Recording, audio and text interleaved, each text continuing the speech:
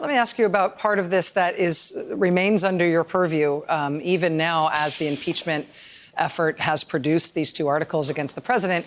And that is that you seem to still be pulling on some threads here, including some potentially provocative and consequential ones. I'm thinking specifically about a letter that you sent to the vice president's office this week, in which you raise questions as to what the vice president knew about the president's behavior, the president's scheme in Ukraine, and thereby essentially his potential involvement in any cover-up of that behavior by the president.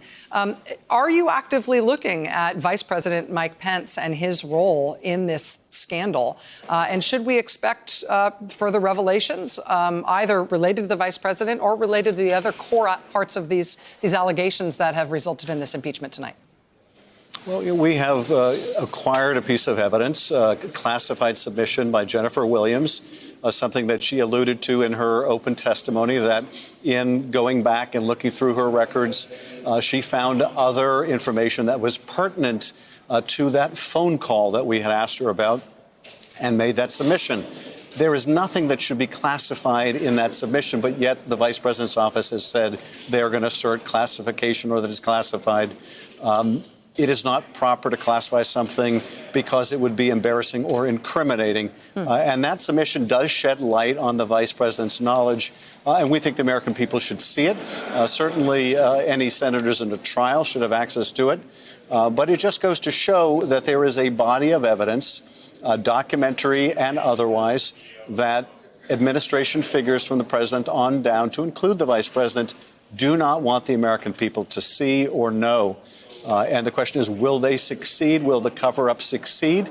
Or will the Senate insist on what we were not able to obtain in the House, and that is a White House that will comply with lawful process? Congressman Adam Schiff of California, the chairman of the House Intelligence Committee. Sir, this has been quite an odyssey for you, including becoming the type of figure and the type of target for public opprobrium from the president and his supporters in a way that's really never afflicted you previously in your career.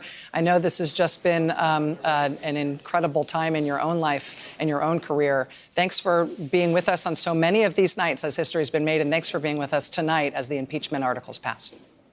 Thank you. All right. Hey there, I'm Chris Hayes from MSNBC. Thanks for watching MSNBC on YouTube. If you want to keep up to date with the videos we're putting out, you can click subscribe just below me or click over on this list to see lots of other great videos.